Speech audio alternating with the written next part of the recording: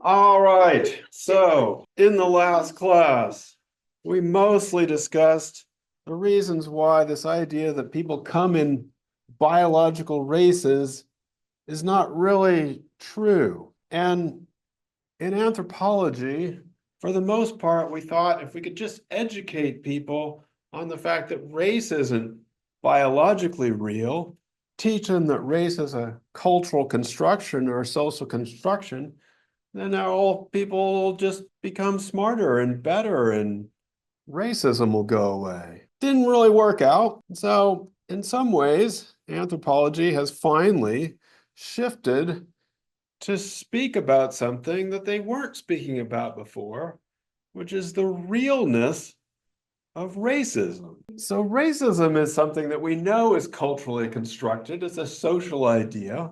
But like other social constructions, like other cultural constructions, like money, for example, it can have very real consequences in our lives. And so, what's interesting here is that racism draws upon what we know as a cultural construction. It's like a cultural construction of a cultural construction. It draws upon this cultural construction of race in order to, as Guest puts it, rank people as superior or inferior and allocate access to power, privilege, resources, and opportunities. And so the way in which we organize our societies, the way in which we treat each other is real and does have real consequences.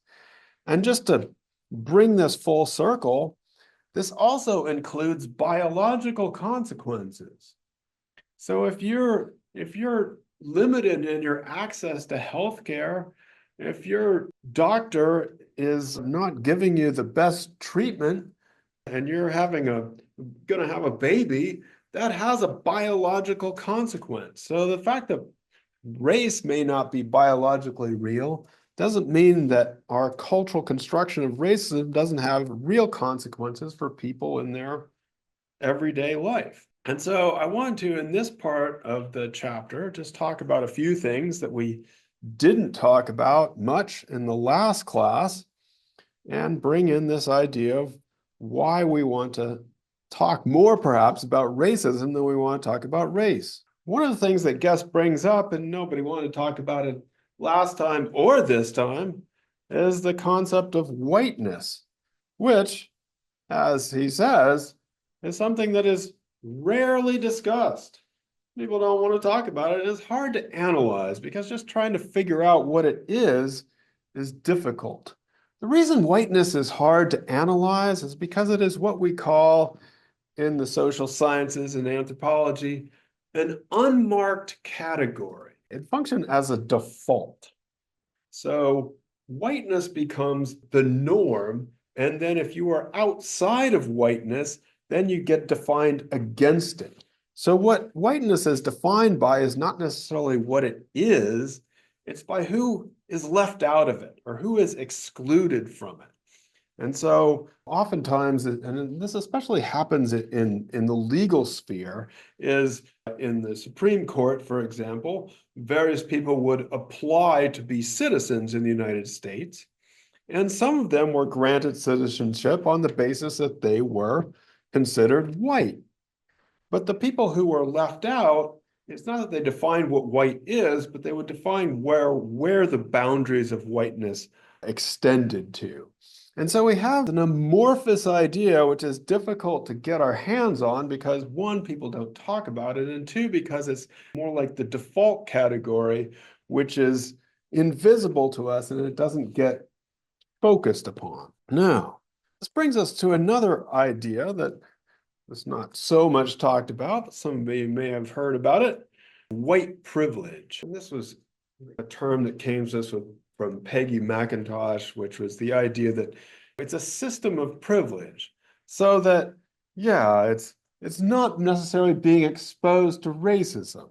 And so we often think of racism as these bad things that happen to you if you're a person of color, like you can't pay for something, you're getting followed around in a store, you can't find skin tone colors that match, you're getting put in the worst seat in a restaurant. But what white privilege draws our attention to is the things that I just get to benefit from without having to do anything. So the fact that I am just floating along here, not being exposed to this, not even knowing that that this is happening to people, allows me to just float and move through the world. Now, we have to be careful here because in some ways we do have to recognize that white privilege does not get distributed equally. That is to say, it's not necessarily that all white people in every social class are going to have the same level of privilege. It's not necessarily the same across region or gender, sexuality. And in fact, when we think about things like gender and sexuality and class in relation to race, what are we starting to talk about here? Intersectionality. So a cool term. Basically the idea that these forms of identity or forms of classification don't just occur on their own. And so somebody might be experiencing race privilege, you might say, but that's modified by their exclusion based on their gender or their sexuality. And so the idea of intersectionality is to analyze these things in a way that puts them together, but doesn't not necessarily in an additive way. So it's not just 1 + 1 = more oppressed, but analyzes the way in which they, how to say, intersect with each other. Now, the thing is, when you tell people that they might have white privilege, when I say, how's that white privilege going for you? What are you going to tell me back? Pretty well. No, you're supposed to get mad at me. Yeah, you're supposed to be like, no, there's no racism in our society. We don't want to acknowledge that. And in fact, it's true. Whenever you tell people about white privilege, the first thing they do is just start tuning out or getting mad at you. Huh? Yeah, playing to the equal opportunity, that. Yeah, or they'll be complaining about how they've been the victim and actually it's reverse racism and man, I'm suffering here. So you have all kinds of people just tuning out to, we start talking about white privilege, they're just people that are just going to be completely tuned out of the conversation, just in a whole different world, a world of their own, you might say. So this blog post, you might want to check it out. It was by John Scalzi, who's an author, and he said the problem with talking to white males about white privilege is they don't want to hear it.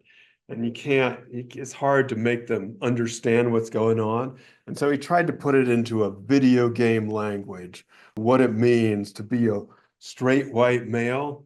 And he said, what that means is you're playing the game at the lowest difficulty setting. The game might be hard for you too, but you're playing it at the lowest difficulty setting. So that was a way to try and talk about these things without bringing up the idea of white privilege. Now, one of the things about racism is that when most people say racism, they're talking about individual racism. However, extremely important here is the idea of institutional racism.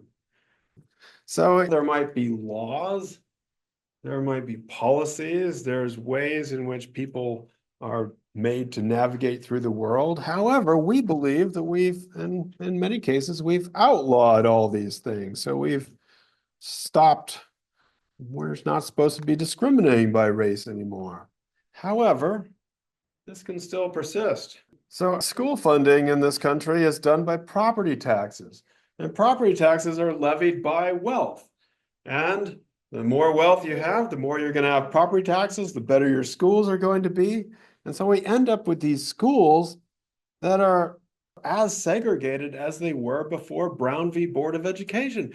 So there's no law. In fact, the law is you're not supposed to have a segregated school. But the practical implications of funding schools through property taxes, that's what we get. We get this perpetuation, and then we get better health care and those kinds of things. And so it is, in fact, this institutional racism which makes it possible to just go along getting the benefits of white privilege.